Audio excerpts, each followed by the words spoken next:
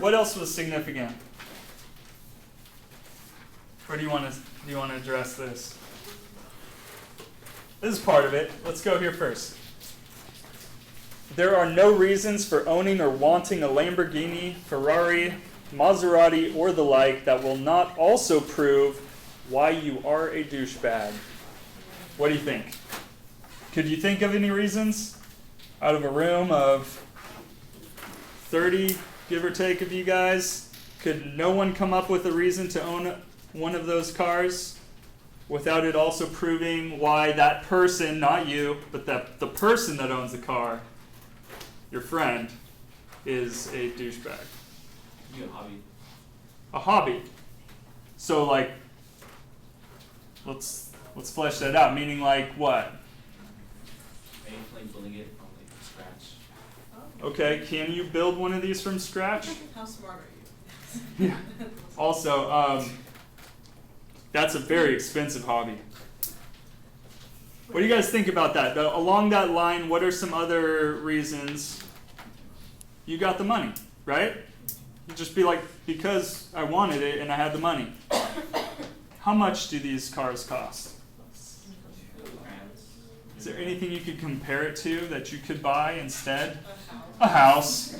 Probably a house. Also, just like if you own a Ferrari and you drive it, like just like barely, you need an oil change like every couple of weeks. It's ridiculous. And you can't do that yourself. Like you have to be a full-on mechanic with a mechanic shop. You have to pretty much take out the engine. Now there's different styles in the Ferraris and they've changed over the years, but like pretty much like you can't just do that as a hobby unless you're also a full-on like professional mechanic of foreign cars. So if they cost that much and you own one and you didn't buy your mom a house, or there are people in your life that maybe, I don't know, what do you think would be a better use of the money? Buying someone a house? By the way, there's always people to buy houses for. You could buy me a house. If you ever make it and you're like, you know what, I was going to buy a Ferrari, but then I remembered my 1A English professor and he told me I could buy him a house. So I was like, yeah, that's probably better. Especially because he's on the street now. Urban camping. What do you guys think? You got to weigh this, right? If you think that this is worth the money, then you have to think about what you're not spending that money on. And if it's not, like if there's always a need in someone else's life that you love, or even someone you don't love, like someone who you just see in need, then what would be a better use of, because can you drive this anywhere here in the United States? You could drive it on the road. They are street legal, but what I mean by that is, how fast do these cars go? They go fast. What's another reason for owning this car? You want to go fast. You want to race, right? You want to race, bro? Fictitiously talking. Anyone here have a car that won't go over the speed limit? Do you not have a car? Okay, like if you do own a car, can it go over the speed limit? Can it go like over 100 probably, if you pushed it? Yeah. Yours can't? What do you drive? A smart car? No, it's like a Yaris.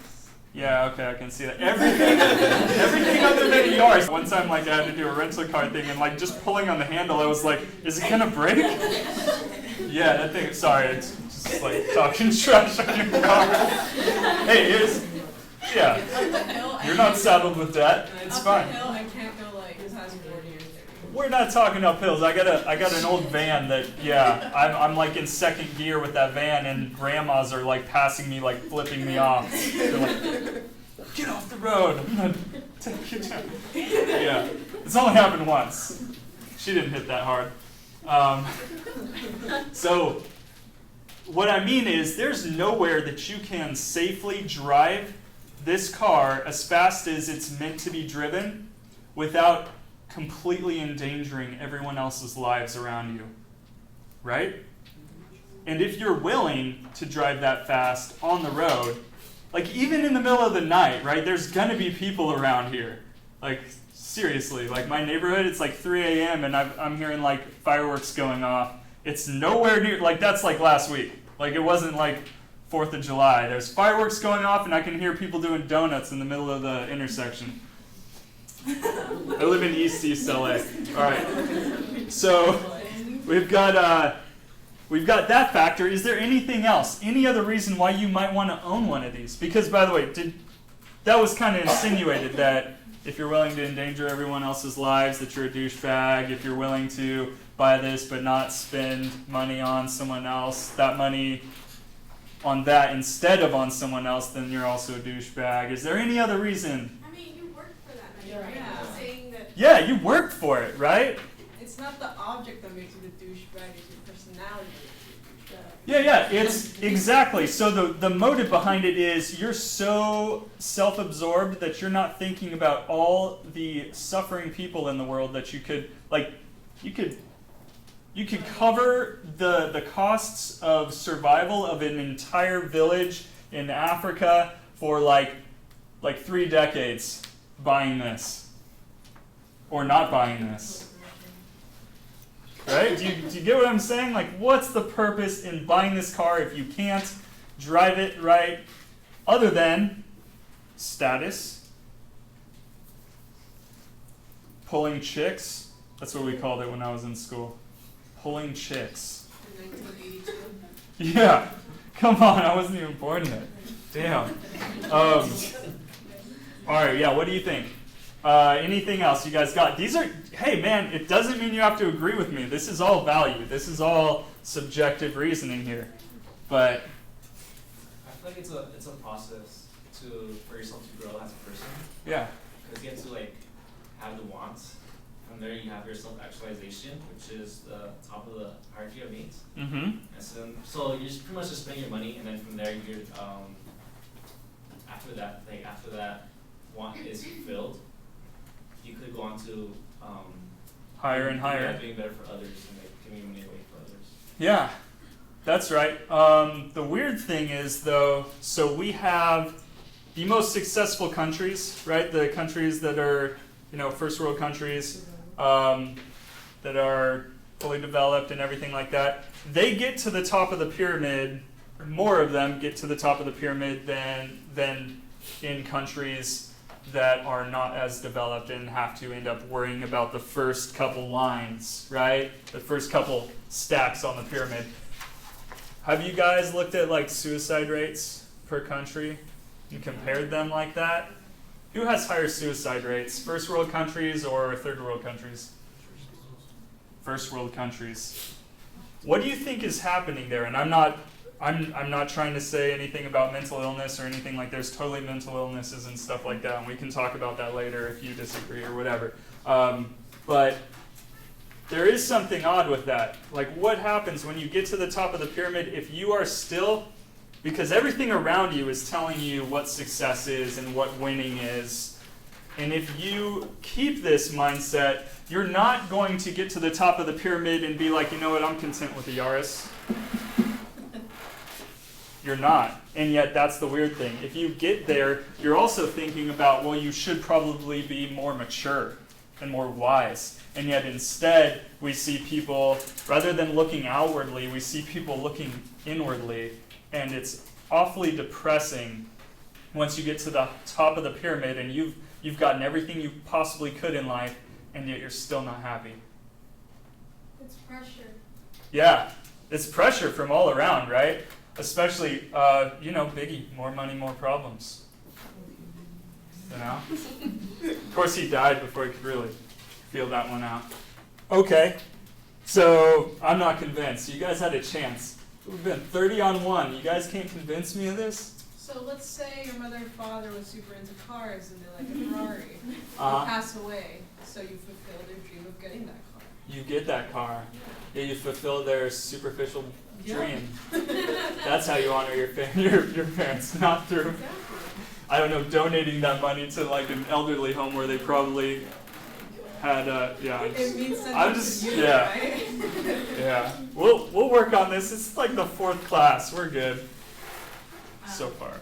I was gonna say, it doesn't necessarily, it's just also wanting, so like when someone just like dreams about it, and it doesn't make them a douchebag, because I mean all of us are douchebags. So dreaming about it meaning like aspiring to it, right? See, this is the other thing that happens, right? We look at people who do have stuff and we get pissed at them. We look at CEOs of companies that you know they're garbage because they've acted on it, right? They have screwed over employees so that they can make money and stuff like that. They have given themselves raises even though the people lower down who are doing all the work are lacking and needing things and don't have their medical bills paid for, right? But are we better than them, or because we haven't acted on it? Because there might be no difference between us and them other than opportunity. And money. That's the opportunity. Money is the opportunity, right?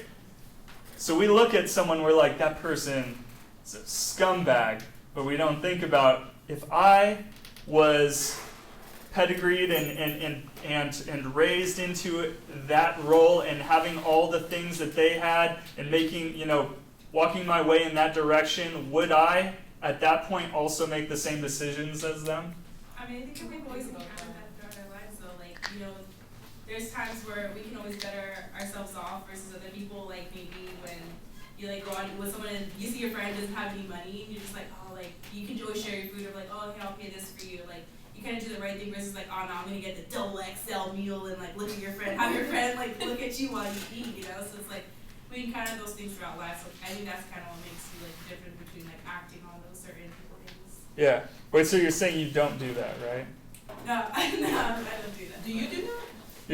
Yeah, all the time. I don't. I flex on my friends all the time. I'm like, oh, you couldn't afford this? You're poor. You are poor as... No, who does... No way. I would rather... See, how do you even feel good doing that? And yet, I know you guys might not, but I know there are people that we look up to that do. Beyonce pouring champagne into a pool, not thinking about how, well, crap, now that needs to be cleaned. She's like, no, I just swim in champagne. Well, the whole pool is champagne. I just didn't show you that part. Right, well, whatever. Let's take this a little further. So, because we learned these things, when I'm talking about it, like all of this stuff coming at us, always, it's coming from every angle. It's from everywhere that we look at. There's different ways that we learn. Even from the beginning, we mimic. From the beginning of life, it's possible that we are seeing other people's examples and we are learning from that. Just look at all the stuff that you guys might see on YouTube. Are those people setting the bar or the example of this is what it is to be successful, this is what it is to enjoy life? Is it possible that that's a significant portion of the influence on us? Let's watch a little bit. That's where we're going. That transition, though. Let's get it.